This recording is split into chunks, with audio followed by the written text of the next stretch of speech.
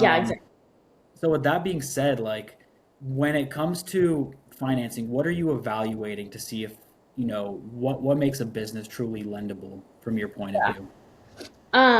One thing, and this like goes back to I think when I first started at the bank, we learned about the five C's of credit, and that has just kind of been like in the back of my mind whenever talking to people. And so that's character, capacity, collateral, conditions, and capital. And what I don't think a lot of people realize is whenever you talk about character, you're talking about a credit score, but you're also talking about who the person is and, are they reliable? How did they treat their business partners? How did they treat the people they serve? And stuff like that. I think that kind of just throughout my career, I've been told that your character is just as important as your ability to repay the loan. And that's what capacity is, just kind of your ability to repay the loan. The collateral is, what we're taking, what we're lending against, whether it be a building or inventory or accounts receivable. And then your conditions would just be kind of like the economic factors and also your ability to repay. And what I'm sorry, how you're using the loan actually, and the interest rates. And then I think capital is just the assets that the business has. Yeah, that's interesting. I've never. First of all, thank you for the lesson over there because I didn't know what the five C's when you said it. But it's funny how there's obviously like a perception of bankers out there, but you guys are really you're probably doing interviews or at least seeing how they treat their fellow employees and suppliers and other business partners and things like that. So that's good to hear. I actually really love that. At the end of the day, this is a tax podcast, so I have to ask you some boring questions about taxes.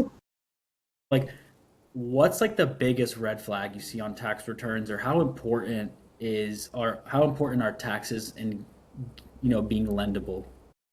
Yes. So I can't speak immediately on biggest red flags. I think the biggest green flags, if that's okay, is anything that's CPA prepared or auditor reviewed. Those are great financials to have because, I mean, as you know, having them professionally done, you have someone that is certified and they know kind of what they're talking about, what they're doing. They do it for a living, so everything's organized and it just makes it easier for us to see the picture that your financials are painting. So the biggest thing for us is we want to get your financials and we want to be able to basically see your whole business mapped out through those numbers and just kind of get an idea of how you're making money, how you're spending money, what you're lending money for, and stuff like that. So it's really important. And then also, that's a great way for us not to have to go back and forth and keep having conversations and keep having to ask questions. And then also, as kind of a lender on that point of view, whenever you're getting those financials and you're seeing them, you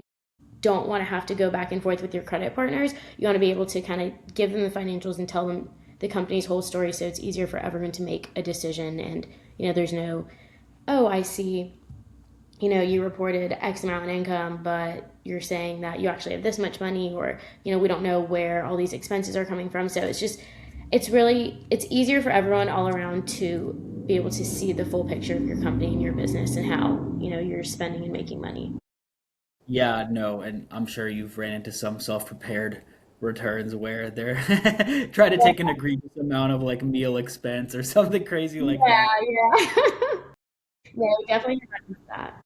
Yeah, and like I feel like what a lot of people don't understand is what may be good for saving money on taxes may not be good for getting a line of credit or getting a loan because the bank really does want to see that you've been making money. Whereas obviously for tax purposes, people are trying to search for loopholes and how to legally mitigate some of those taxes due. But that's why it's good to always get both. Yeah. That's why it's good to have a whole financial team. If you're a small business owner who's listening to this, or even a real estate investor, or even just someone who's a W-2 person and they're wanting to get crack into this world, talk to a CPA, talk to a banker, talk to a financial planner. You really need a good team around you because what might be good for one might not be good for the other.